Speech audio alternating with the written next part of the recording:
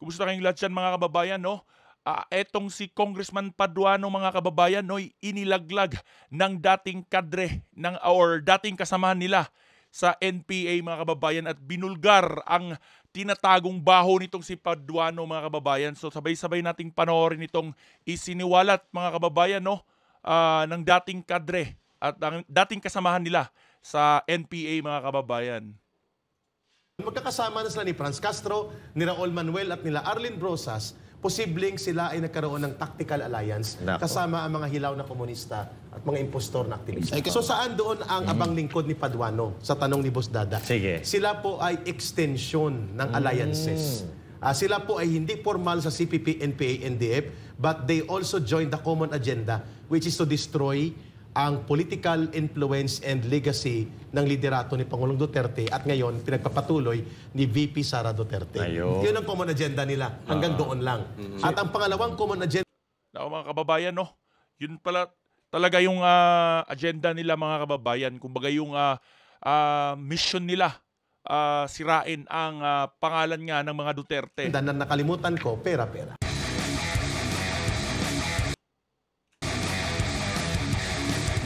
Tatlong paksyon na Master Judea, Boss Dada, Coach Oli, and Brother Jay ang nandyan sa loob ng Kongreso na ginagamit as attack operators.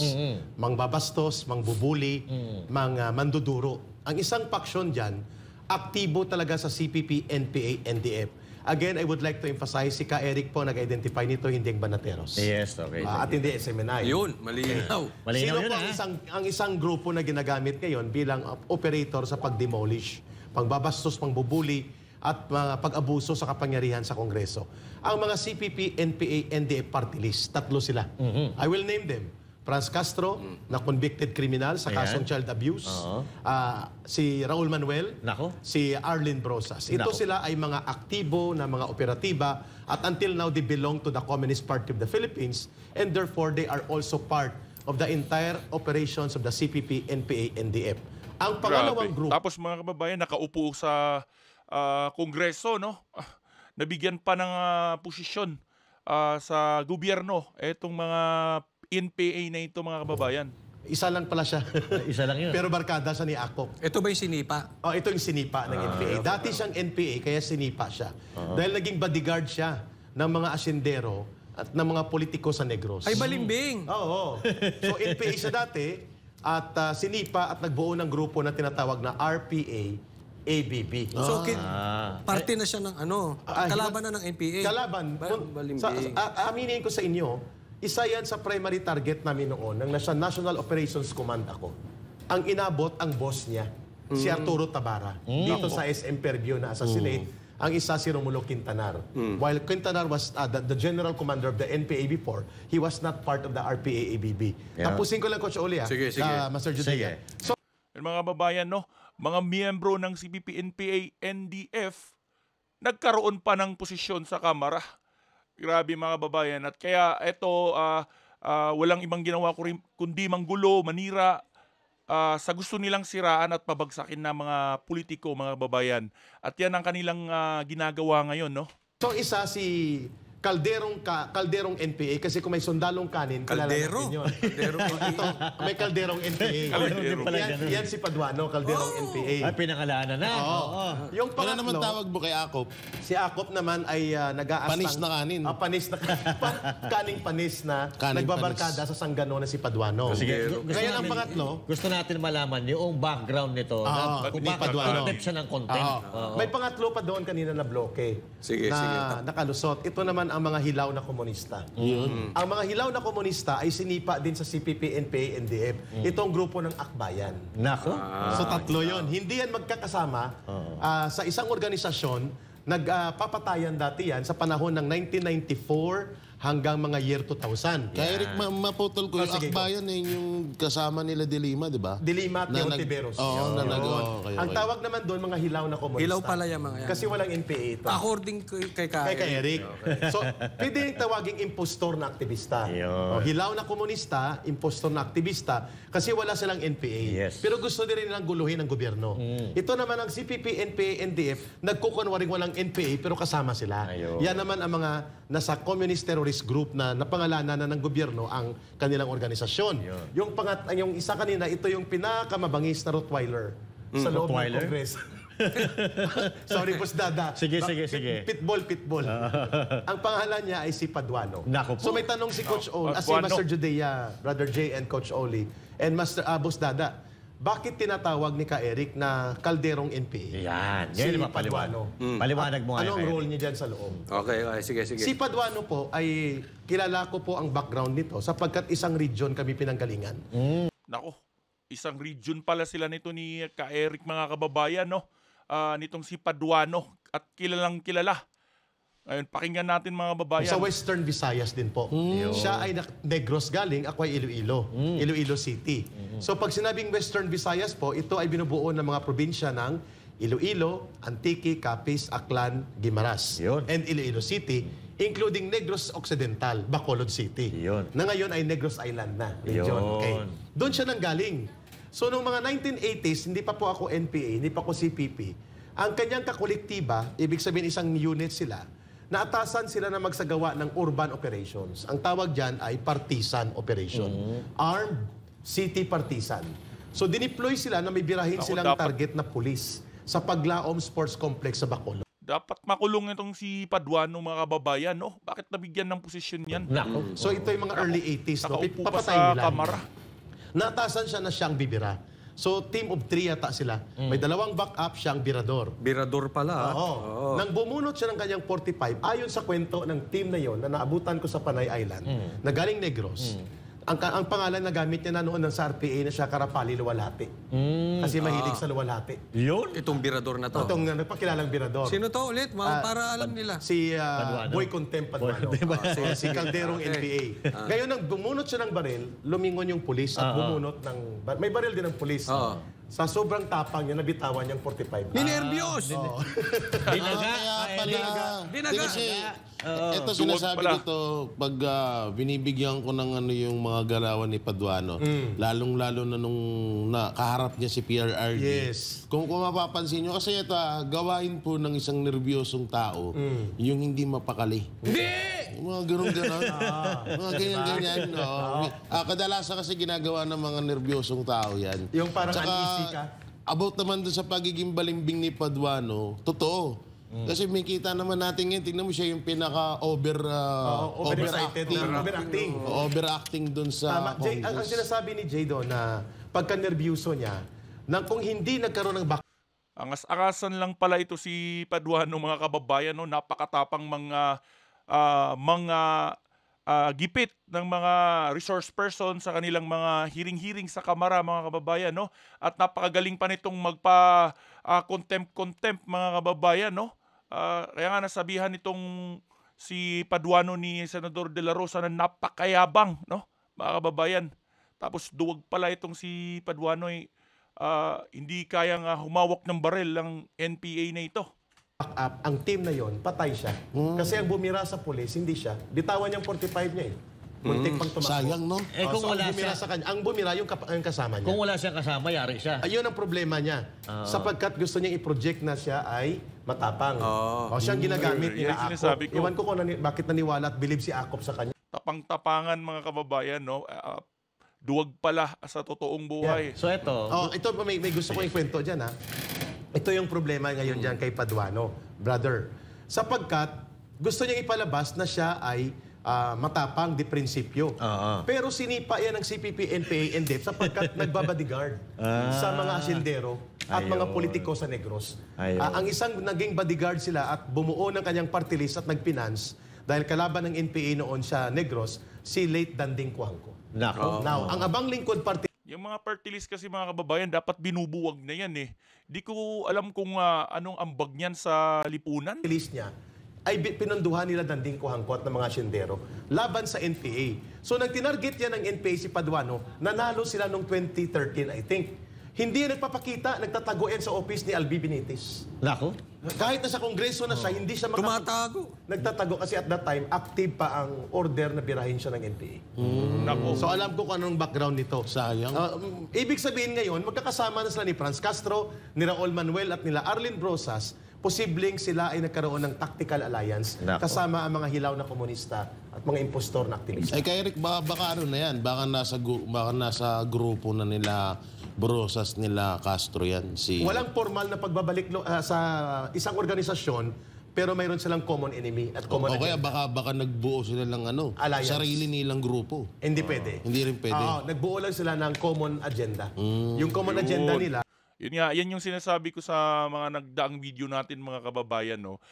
Eto sila, mga magkakalaban din naman ng mga to mga kababayan. Pero nga parehas sila ng agenda mga kababayan na pabagsakin at siraan ang mga Duterte mga kababayan, kaya sila nagsanib puwersa dahil nga mga kababayan hindi nila kayang tapatan etong mga Duterte mga kababayan. Kaya kung ano-ano na lang mga paratang ang ginagawa nila mga kababayan at paninira, no?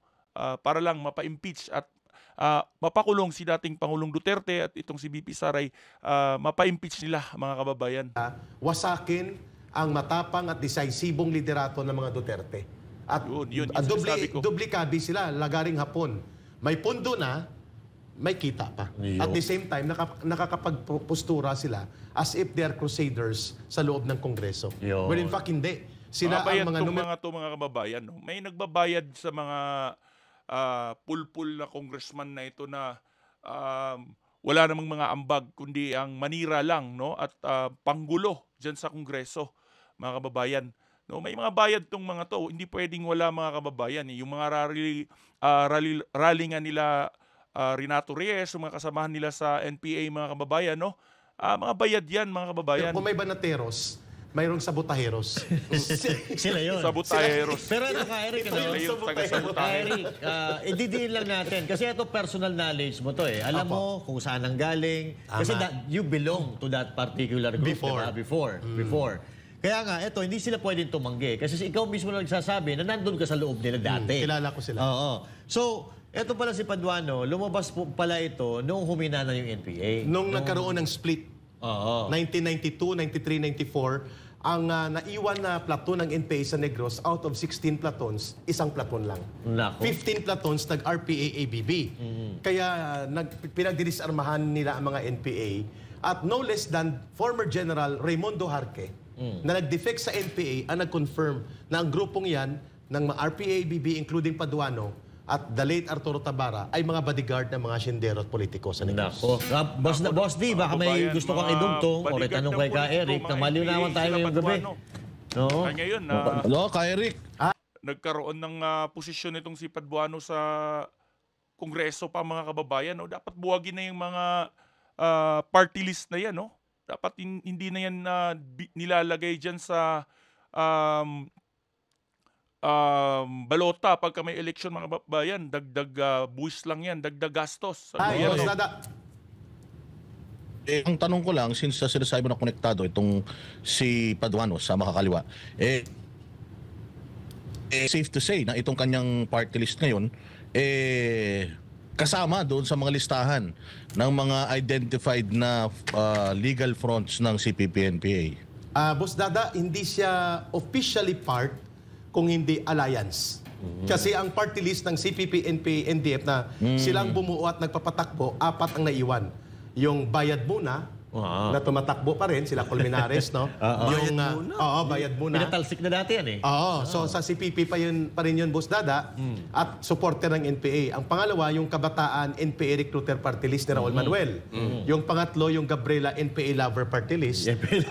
At yung Alliance of Communist Teachers. Yun. Yung ni kay Franz Castro. So saan doon ang abang lingkod ni Paduano sa tanong ni Boss Dada? Sige. Sila po ay extension ng alliances.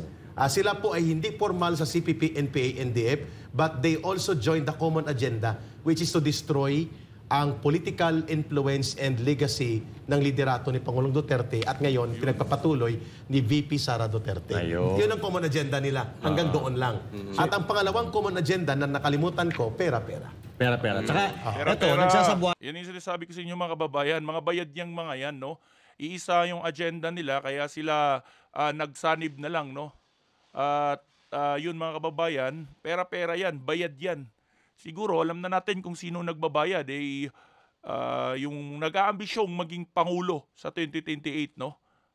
Patan sila hindi para Sa prinsipyo. No. hindi sa prinsipyo, hindi para sa pagpapaganda sa Hindi. bayan, kundi para pabagsakin ang pangalang Duterte. At ang buong gobyerno guluhin.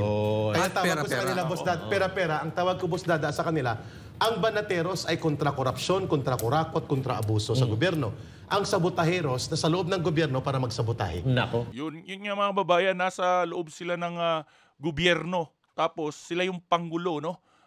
Mapapansin nyo, wala silang mga magagandang ginagawa diyan sa Kongreso, mga kababayan, no? Imbis na pagtuunan nilang pansin ang mga batas na dapat ay ikakaunlad pa ng ating bansa, ay nakapokus sila sa Duterte, paninira, pa-impeach, mga kababayan, no? So, political persecution nga, sabi ni BP Sara. So ang kanilang common agenda, Boss Dada, magsabotahe sa gobyerno. Yun. So they are hitting two birds in one stone. Yes, kasi may kita na. May kita na, nadi-destroy pa nila yung Duterte Exactly. legacy. Yun ang tinatawag na lagaring hapon. Kasi ngayon, kahit walang naniniwala sa kanila, patuloy pa rin yung kanilang mga propaganda na yung drug war on drugs si PRRD, katulad ng sinabi ng isang kongresista dyan na budol daw. At may malala pa siyang sinabi, I will identify him. Sige. Iwan ko bakit naging police general at naging abogado to si Akop. Tinawag niya na Grand Criminal Enterprise, ang war on drugs ni PRRD. At isa daw na Grand Criminal Conspiracy against the Filipino people. Linyada ng CPP, NPA, NDF yung kanyang Correct. ginagamit. Talaga? Linya ng CPP, NPA, NDF, ang line na yan, na binabanggit ni Congressman Akop na dating general sa police at naging abogado pa at nagpapakilalang investigador at ang hindi niya lang idinagdag ay siya involved sa Kuratong Baliling. Yung hindi Naku po, ito pang nakakagulat na siniwalat, no? dinagdag niya. Miyembro pala itong si Akop ng Kuratong Sabi Baliling. niya ako'y abogado, investigador. Pero dapat dinagdag niya, Kuratong Baliling. Kuratong, Yan. So it Dapat means, Sino mga paruhino. Ito si Ako. Si Akop. it means to say ka, Eric, na itong kongreso natin ay infested na ng CBP-NPA. Kasi At- yung mga lumalabas sa bibig ng kahit yung mga dating Yun. pulis, parang ito yung salitain. Propaganda ng mga, line mismo ni Juma Sison yan. Di ba? Ang line na the grand conspiracy of criminal syndicates pretending to be war on drugs at ang pagtawag sa war on drugs ni Pangulong Duterte as the grand criminal enterprise, linyada ng CPP Central Committee yan sa propaganda Correct. na binibitbit ni Akop at pinapalakpakan ng mga hilaw na komunista. Naku po mga kababayan, no? Na infected na, no? Na puno na ng mga NPA itong kamara. At ng kanilang mga sabotahero sa pangunguna ni Paduano. At ginagamit nila ito ngayon sa propaganda para i-malign, pakasamain ang imahen ni Vice President Sara Duterte at ang legasiya ng decisibo at malakas na pamumuno ni Rodrigo Duterte. Saan ba dati ito si Akop para kay Eric? Si Akop naman, sila ang enablers. Hindi yung sa PNP, Naging CIS, CIDG, CIDG. superintendent, ano to Naging commander ng CIDG. Naging general, hindi ko alam kung nag-2-star general siya, pero ang alam ko, Brigadier General. Brigadier General.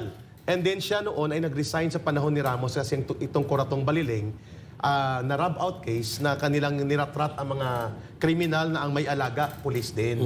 So para mawala ang mga ebidensya, ang isa dyan senador involved, nagtumatakbo, yung author ng Joint Resolution in House Senate number 10. Kung bakit may liquidation by certification. Parang kilala ko yun, Oo, yung senador. ganito buhok nun, Naniniwala ba kayo? Sige. Mga partner, kayo ba ay naniniwala na kapag ka ang isang tao ay magaling magbintang, most likely siya yung tinuturo niya yung sarili niya. Totoo Sabi nga yan. niya, sa tuwing tumuturo ka ng isa, yung tatlong daliri nakaturo din Exactly. sa'yo. Tama. Kayo ba ay naniniwala dyan? Tama ka dyan, Boss Dada. At maganda yung tinura ninyo na binuksan nyo itong talakayan na ito. The real grand conspiracy to destroy the Filipino people and our country's democracy and to abuse the process of democratic institutions ay hindi po ang mga Duterte, kundi ang Kongreso na pinamumunuan ni Martin Romualdez. And that is the truth. Sapagkat hindi po mamamayagpag itong sila Paduano, sila Akop, itong mga CPP, NPA party list, at ang iba pang mga kagrupo, mga hilaw na komunista, kung walang pumupundo, walang nagpuprotekta, walang kumukumpas, at walang nagdedirect. Yan. So, klaro. Meron akong kukwento. Ngayon daw, ang death anniversary ni Joe Masison. Oo, tama ka. December Saktong dating mo rin. 16. Oh, Yes. Ngayon. At Congratulations. Ay, happy anniversary, death anniversary. At malamang ngayon ang mga komunista sorry. at ito po ay hindi po ito lingid sa kalaman ng taong bayan. Naglulupasay po ang mga komunista, ang mga nagpapakilalang hindi kami komunista, hindi kami NPA, nang mamatay si Joma, bumaha ang luha nila sa entablado sa UP sa pagbibigay ng parangal. At ngayong gabi, ang mga komunistang mga terorista na nagkukunwaring party list ay nandun, nagbibigay pugay sa 1-year death anniversary ni Joe Masison. Kaya pala may concert kagabi. Yes, sa Malacanang. Eh, parang nagsabay-sabay na sila, no? Parang may alliance talaga. Tama yung sinabi mo, Oo, eh. alyansa ito ng mga conspirators. Tama si Boss Daday. Yung nagtuturo na gumawa ng masama sa bansa na hindi naman tanggap ng taong bayan, ay siya ngayon ang nabubulgar na gumagawa ng pananabutahe upang magkagulo ang bansa, magkaroon ng mga hidwaan pang politika, lumala ang paglaganap ng krisis sa kabuhayan at ekonomiya, at tumitingkad ang mga bangayan sa politika dahil silang may gawa. Bakit? Kapag nangyari po yan, mananatili po ang pagkontrol nila sa poder, at itong mga komunistang terorista ay mananatili po sila na sila ang magmamaniobra ng mga kaguluhan habang nagpapalakas ng armadong puwersa nila. So ulitin ko lang, Jay, Dada, and... Nakakatakot mga kababayan, no? Grabe mga kababayan, no?